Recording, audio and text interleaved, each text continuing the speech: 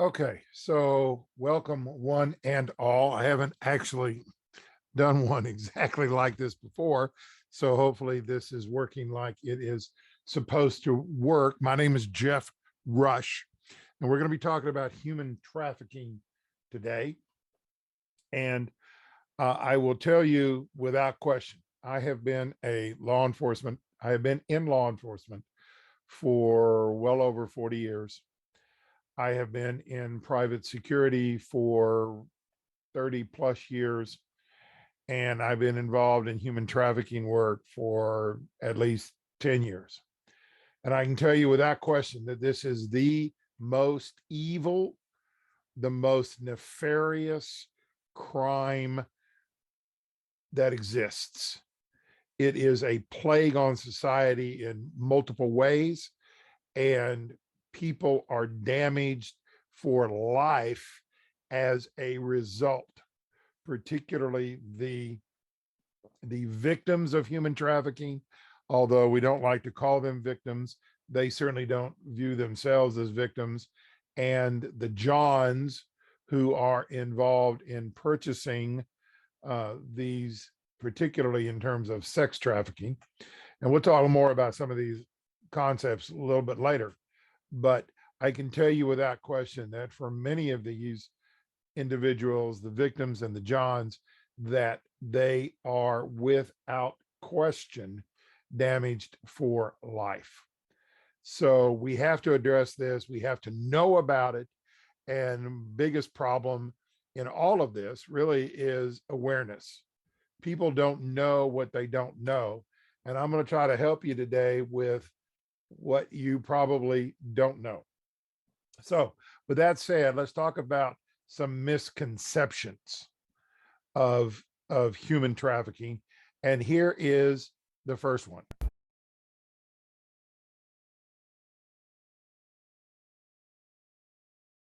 Misconception number one, Taken. Yes, if you haven't seen this movie, it is a great movie. And of course, that clip right at the end where he talks about his particular set of skills has been used in multiple movies. It's been used in the bit of jokes from time to time. Now, here's the deal. Does this exist? Are individuals kidnapped and sold for trafficking purposes? The answer is absolutely they are. It just doesn't happen very rarely. I have a couple of stories that I won't share with you in the interest of time of women who have alleged that to be the case. In both cases, their allegations have been proven to be accurate. So yes, it does exist, but the media, and there are some good trafficking movies out there, but the media tends to offer this up as this is what human trafficking looks like. And if you don't see it at your place of business, you don't see it at the bowling alley, you don't see it at school, then it doesn't exist. Misconception number one, the media in particular taken. Misconception number two is the infamous and evil white van. I can't tell you the number of calls that Homeland Security gets, some law enforcement agencies get, because someone sees a white van trolling the neighborhood, going up and down streets, etc. They must be bad. They must be looking to, and again, we're back to the kidnapping. They must be looking to kidnap kids for trafficking purposes. That is rare, if any, and if it occurs at all, it's rare. Excuse me. And usually the white van going up and down the neighborhood is looking for an address because they are looking to do work, maybe looking for work, but certainly looking to work. So the two misconceptions, the media and Taken, and the white van that is trolling the neighborhoods, trolling the schools, looking for unsuspecting kids to kidnap. Does it occur? Yes. Is that how most trafficking occurs? No. Now, the other thing we have to talk about is the difference between human trafficking and human smuggling. Human trafficking does not equal human smuggling. They are two different ideas. They are two different concepts. They require different things. Now, to make this a little more confusing, because that's my job, is to confuse everyone, right? Human smuggling can become human trafficking. Okay. Human smuggling, let's go to the next slide. Human smuggling, and you can see the differences here on the slide. Human smuggling requires transportation across country lines. That's really the big ticket. Okay. Oftentimes people, and we see this, they're talking about it now. They've been talking about it, the problems at the border, et cetera. In many cases, these individuals coming from Mexico or other countries, they pay for their smuggling into the country. They're oftentimes free to leave once they get into the country. And with human trafficking, that's not it. And again, you can see the chart, you can read the chart for yourself, but let me explain to you and then ask you a question. But let me explain to you how smuggling, human smuggling, can become human trafficking. Someone pays to be smuggled into this country. Typically, that's going to be a young girl or boy or a woman where this happens to. If you're talking sex trafficking, we'll get a little more into that in a minute. But someone pays to be smuggled into this country.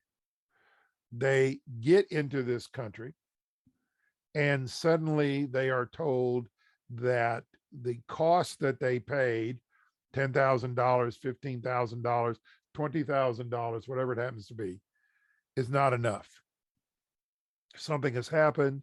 Something is needed because they ran into problems, whatever, and so they owe an additional $3,000, $5,000, $10,000. Well, I don't have that. I paid you all I have to get you into this country. Oh, okay. Well, then you're going to have to work it off, and that might be forced labor, or that might be forced sex, or it might be both. So that human smuggling, that individual that was smuggled, that human that was smuggled, now becomes one who is trafficked. And we'll give you a definition in just a minute. Now, I'll tell you a story. And this happened in Alabama. This is an Alabama case. There was a young child under 5 who was staying with dad. Mom would leave and go to work. Dad would then drug the child with Benadryl, and people would come over and pay the dad to have sex with the child. Now, let me point out a couple of things. Number one, this was the child's father, drugged the child and then took money from people who would come over to pay for sex with the child. All right. So you have adults wanting to have sex with a 5-year-old. I know it's hard to understand. There's gasps and all right now. I don't understand it either. These are bad guys, really bad guys, and they need to be dealt with appropriately. But here's the question: is this trafficking? Remember now, the child never left their house. And the answer is yes, it's trafficking. Why? Because of the definition that I'm about to show you, which is this: human trafficking is any services one is made to perform through force, fraud, or coercion. I don't like a lot of words on slides, and I certainly don't like to read slides, but it's important for you to understand what the definition of human trafficking is. Any services. So that's sex, That's work, it's labor, it's child soldiering, it's organ harvesting, any services one is made to perform through force, fraud, or coercion. That last part is very important. Any services one is made to perform through force, fraud, or coercion. Now, what's sex trafficking? Well, as you might imagine, sex trafficking is any sexual services one is made to perform through force, fraud, or coercion.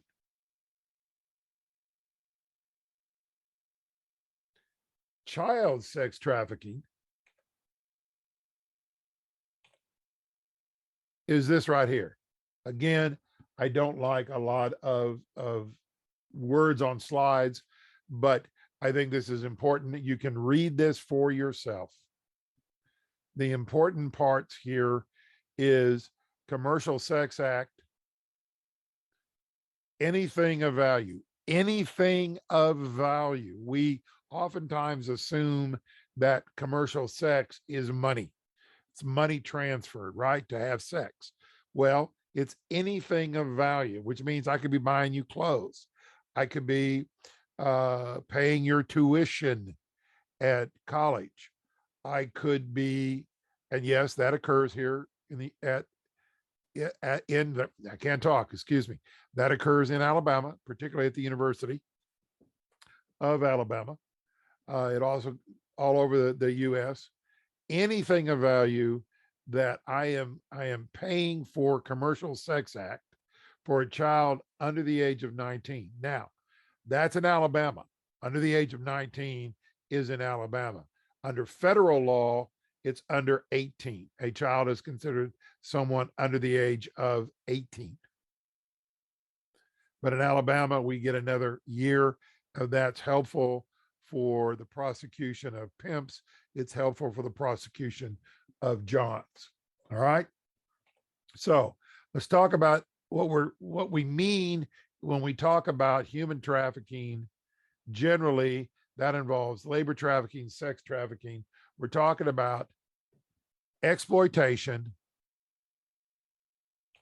of vulnerability. The exploitation of vulnerability. That's what we're talking about. Now, who's vulnerable? How many of you out there have children, spouses, nieces and nephews, friends with kids? Here's the bottom line. Any of us are vulnerable. No matter what we might think. And obviously, some of us do a better job in terms of parenting or teaching or whatever it happens to be than others, obviously. But the fact of the matter is that we oftentimes never know what's making what is causing the vulnerability. All right. The other thing I do is I'm involved with the Alabama law enforcement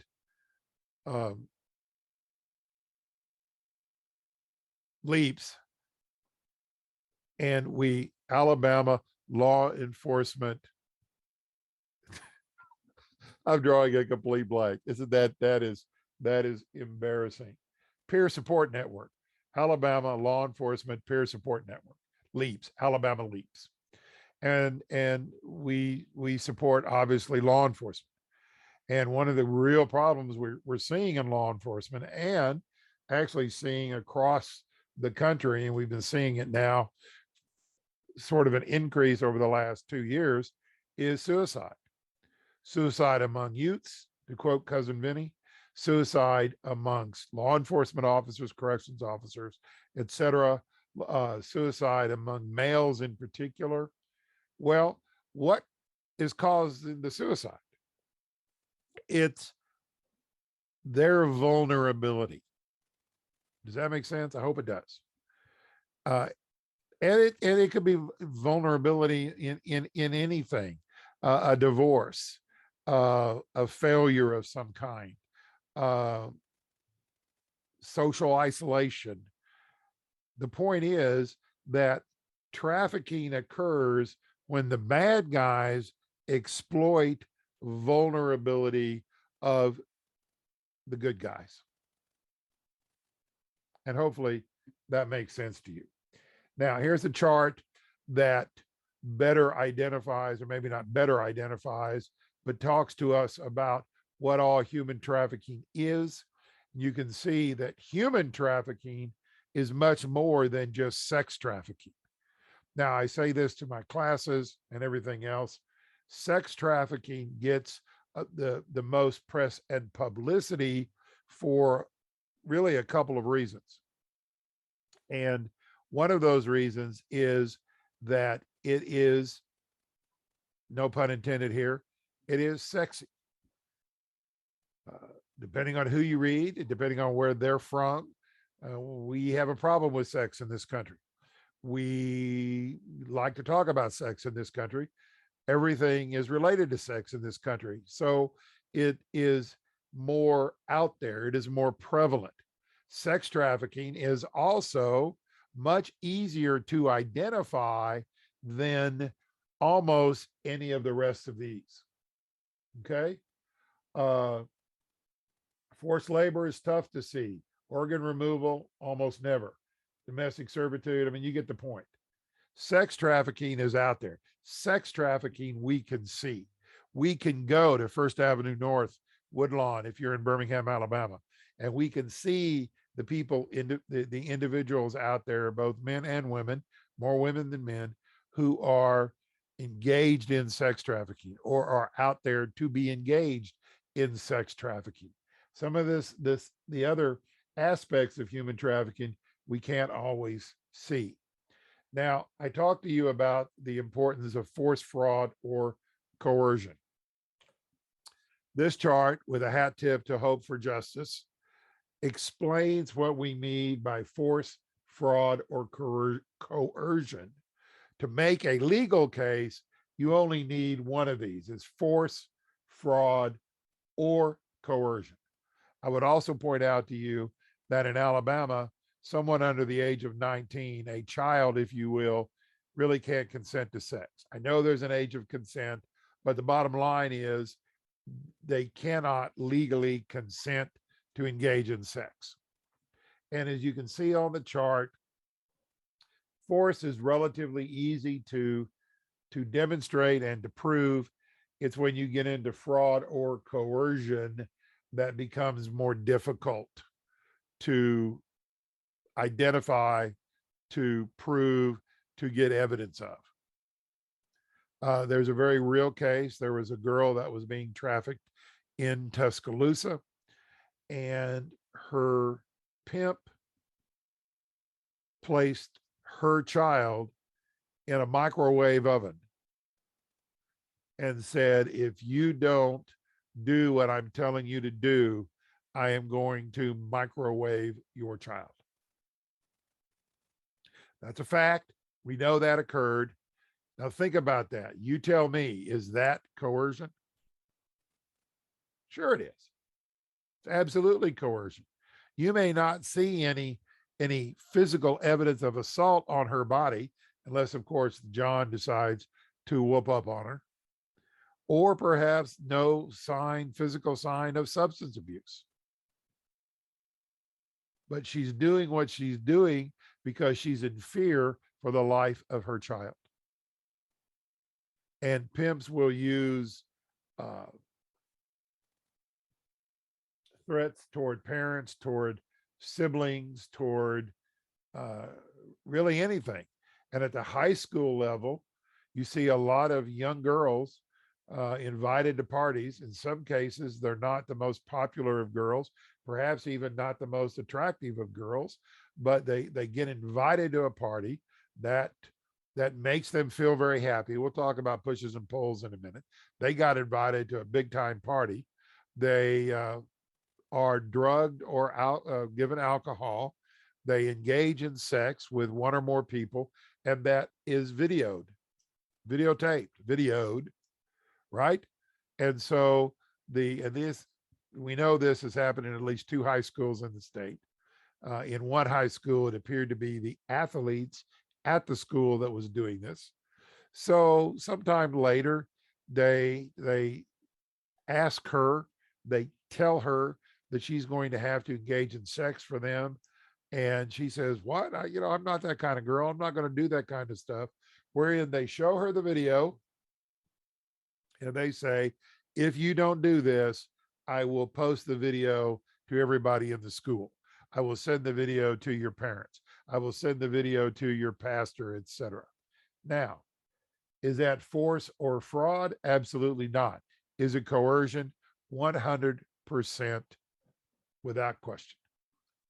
And again, a little more difficult to prove, a little more difficult to get the victim on the stand to talk about that if we're going to need that to make the case. Now, why do we engage in human trafficking? Well, there's one very simple reason: money. Money, money, money, money, money. Human trafficking is second only to drug trafficking. It used to be third. Gun trafficking was number two. It is second only to drug trafficking in terms of criminality. Now, why is that? Well, for one reason, I think we do have a fairly insatiable appetite for sex. I'm involved in some sting operations from time to time. And in fact, there was just one, it was publicized, was one last week, West Alabama Task Force. Over a 2-day period, they arrested 10 men for wanting to have sex with a 14-year-old. 14-year-old. And I can promise you, because I've been on these things, these men ranged in age from probably 18, 19, 20 to perhaps as old as 64, 65 years old. Yes, I was involved in one with a 64-year-old, and from all walks of life, college, professionals, teachers, etc. So back to the why, though. Why? Because if, for example, and hopefully this is all working like I want it to, if this is drug, and I sell this to Tom on the street, okay? This is drugs. I've sold it to Tom. I have what? No more drugs. I have to go back to my supplier. And if he or she doesn't have any drugs, or there are problems with what's going on, great example of this, if you're into watching TV, is Reacher on Prime Video. It's brilliant. But it's from the book, the Jack Reacher books by Lee Childs. But here's the point. I have to wait to get more drugs to sell more drugs, which means I can't make any more money until I get more drugs. If, however, I am selling Linda or Tommy, I can sell Linda or Tommy over and over and over again. Many of these people that are involved in human trafficking, that is to say, they're victims. Again, we don't like to call them victims, that we haven't found a better name. If you have one, please let me know. But many of these victims are sold 10, 12, 15, 20 times a day, depending on a variety of factors, which we really don't have time to get into.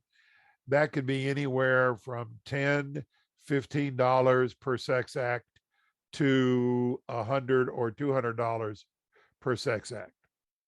Do the math. While there are a number of vulnerable people out there to be recruited, the fact of the matter is I've got Linda and Tommy already, and I can sell them again 10, 15, 20 times a day, every day. Do the math. It's second only to drugs. Now, who are the victims? went the wrong way, excuse me. Who are the victims? Anyone, anyone.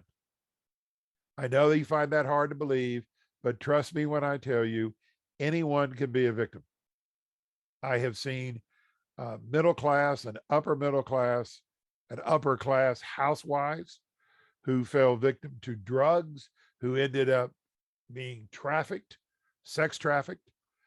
I have seen low income individuals trafficked. It cuts across race, it cuts across ethnicity, it cuts across both sexes. It's anyone can be a victim. And then the next logical question is, who's a trafficker? Well, guess what? Anyone. Men, women.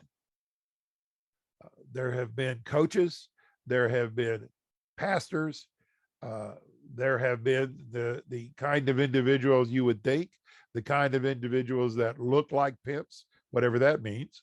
But yes, anybody can be a trafficker.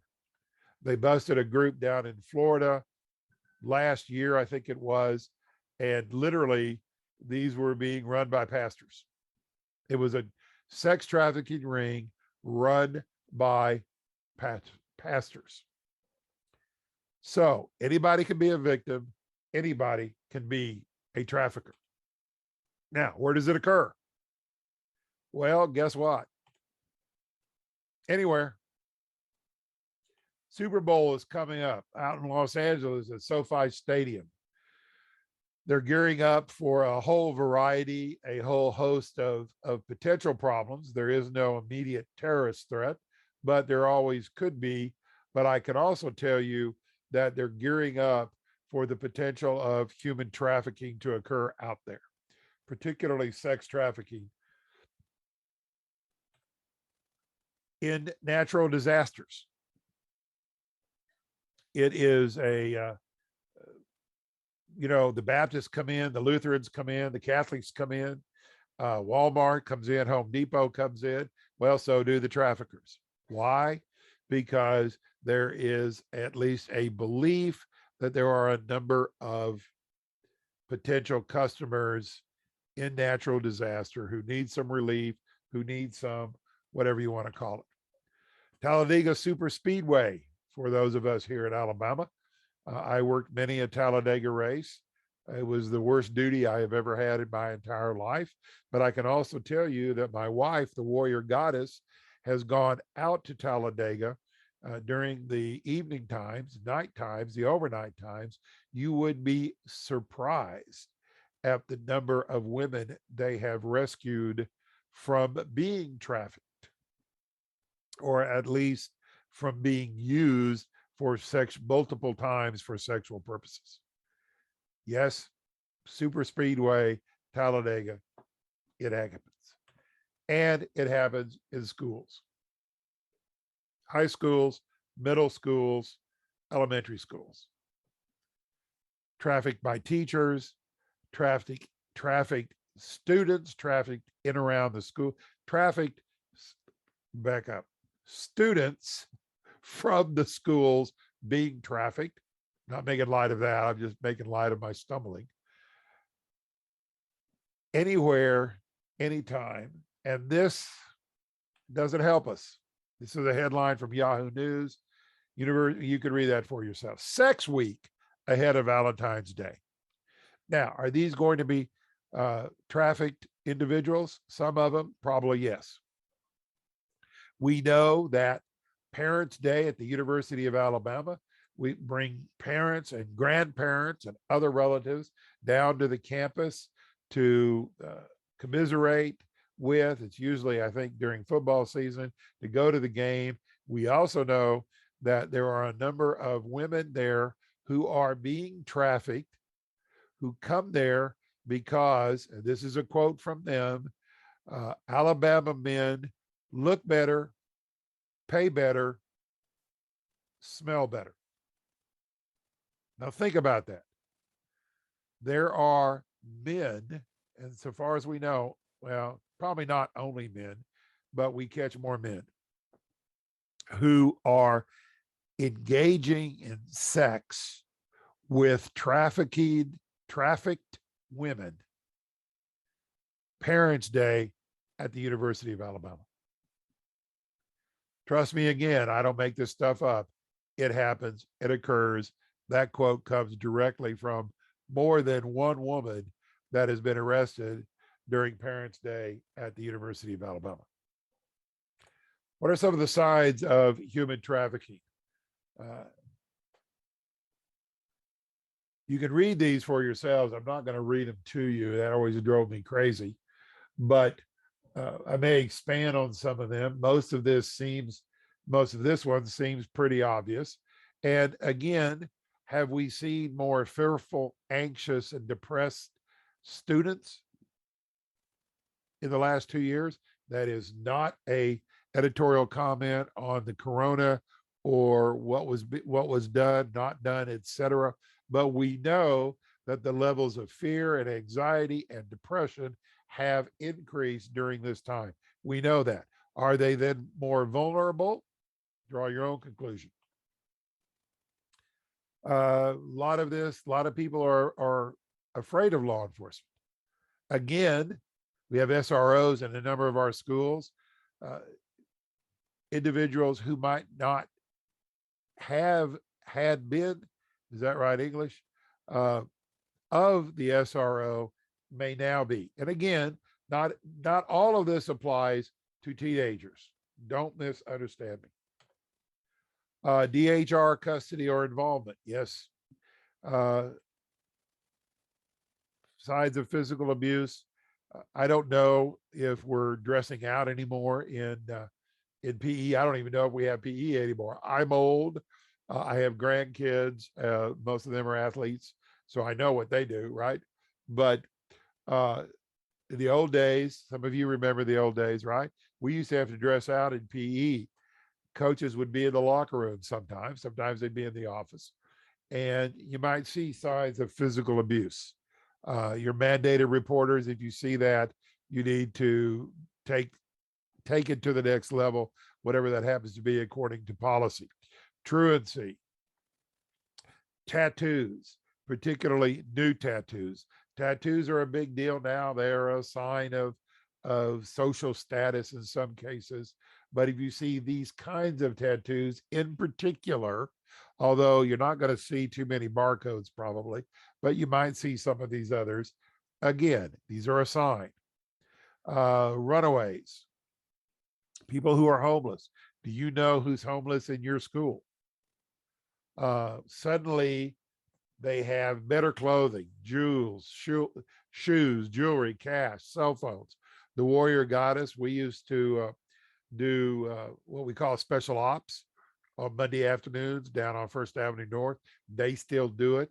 We don't do it as much as we used to. And we used to use the McDonald's was the home base, and we used to go in there. And that's kind of where we had our prayers and where we took off from. And the Warrior Goddess saw a couple of girls in there who were throwing up in the bathroom. Why were they throwing up in the bathroom? Because they were engaging in sex for these things. And they told her, the Warrior Goddess, that they didn't have those things. There were men willing to pay, again, not so much in terms of money, but in clothing and shoes and purses and cell phones for them to have sex with. Again, any payment of any kind. A lot of traveling. You've got some people in your school, in your church, in your neighborhood who are suddenly traveling to particularly major events. Guess what? They may be involved in trafficking. A new set of friends, older friends, new boyfriends, etc.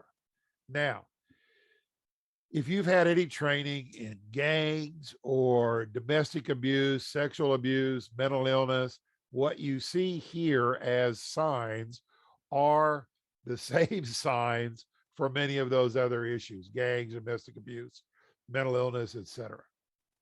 So what does it mean? It means that the more of these they have, at the very least, the more likely it is that they have a problem, or that they might be a problem. For example, gang involvement, school shooting, etc. You have to look at these. You have to listen to your gut and respond appropriately. Hopefully that makes sense. Always remember Gibbs Rule 39. Gibbs Rule 39. Gibbs may be gone, but his rules live on. There is no such thing as coincidence. Trust your gut. If you think it's a problem, even if it's not trafficking, it may be some other kind of problem. All right. Now let's look at some push factors. Factors that push people into the potential of human trafficking, sex trafficking, child sex trafficking. Again, you could read this list for yourselves. It's some of the same signs we just had. And again, you may not know what's going on in the household, but then again, you might, particularly if you have a good relationship with the SRO. Vulnerable parenting. See a lot of that these days, again, over the last 2 years. A lot of these issues, again, no editorial comment, but a lot of these issues in families, in parents, in kids have increased over the last 2 years due to social isolation, due to masking, etc. Again, not a editorial comment or whether we should have done those things, but a lot of this has increased over the last 2 years: poverty, etc. Now let's look at some pull factors, things that will pull them into human trafficking. And again, very similar to signs, the signs that we've already seen. But again, it's taking, you need to understand that the recruiters for the Johns themselves, they are expert at reading people, at identifying vulnerable individuals and exploiting them. They're excellent at realizing this is not someone that I need to spend my time with, right? They don't respond quick enough to whatever might be the grooming technique, and we'll talk about that in a minute. But mostly, these are vulnerable individuals who are being pulled into the life because somebody has taken some time with them. Parents don't, their parents don't, their teachers don't, their extended family don't. Maybe they don't have any friends. And so they are that push, that sense of loneliness, that sense of isolation makes them ripe for being pulled into the life. Keep in mind, you cannot have a push without a pull, and vice versa. The more pushes you have, the more likely you're going to be pulled into it. Now let's talk a little bit about grooming.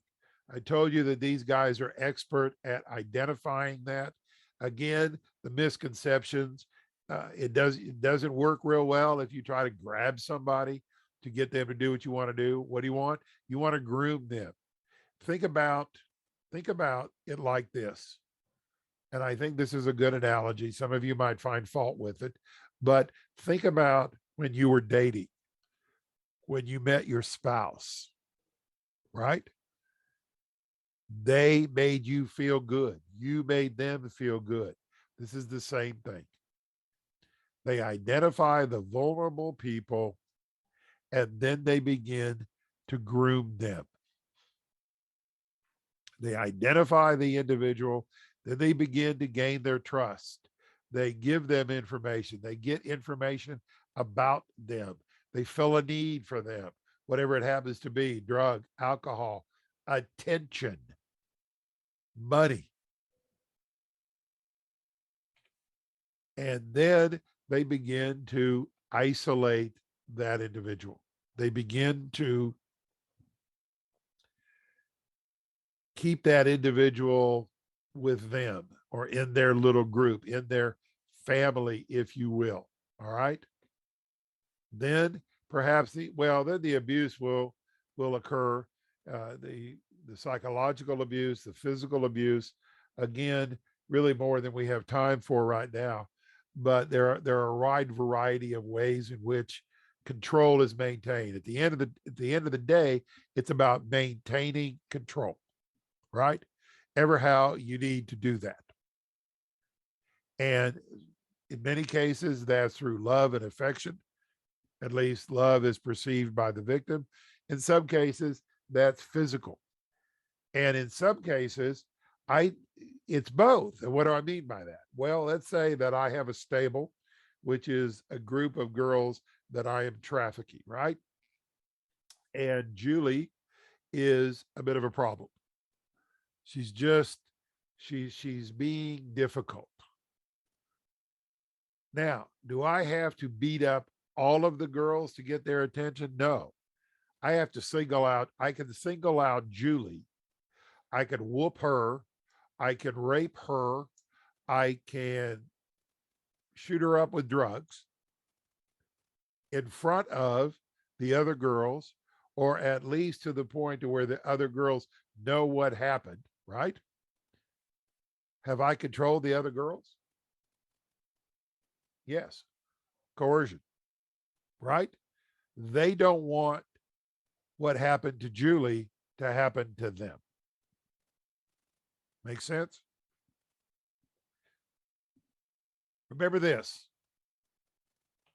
from, well, maybe. 2 words: complacency kills. Remember, complacency kills. Complacency kills. It's easy to fall into the trap of complacency, but I'll say it again: complacency kills. And that is today's tip from Lexipol. Gordon Graham signing off. Complacency kills. Wilberforce knew that. This is a brilliant quote. Hopefully today I have improved your knowledge, improved your awareness. Hopefully today I have encouraged some of you to seek out more information, to maybe get into an awareness group, etc. Now, we deal with this problem one person at a time. Like I said, I've been involved in criminal justice for many, many, many years.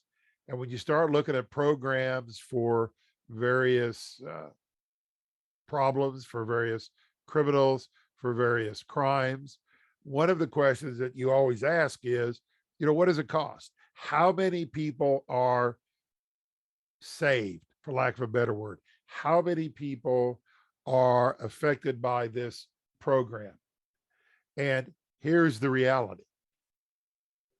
If it's going to cost me $10,000 a person and the program only saves one person, that's probably not going to happen, right? Well, in human trafficking, we kind of flip that a little bit. If we save one person from being trafficked, if we bring one person out of the darkness, that is a good thing. That is an important thing. And if we can convince just one of you to take the next step, to learn more, to get involved, to teach human trafficking in an appropriate class that you might be teaching, to get involved in your church, to get your church involved in human trafficking, one person, then we have done what we need to do. And I'm asking you to be the one, who takes the next step, to encourage others, to help us save people from this evil, nefarious, horrible crime.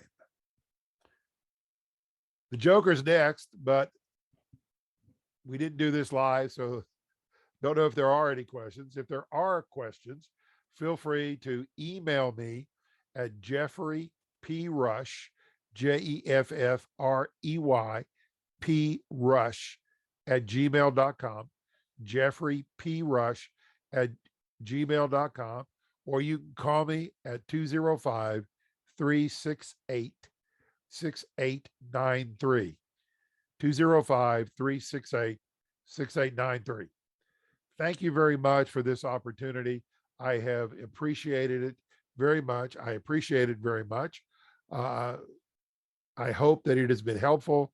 I hope that it moves you to look beyond what might be in front of you, to ask questions, to not be afraid to ask questions, to not be afraid to call Homeland Security or the police or someone and say, I don't know if this is, but we'd rather you do that than to not make the call at all. Thank you very much. I appreciate it.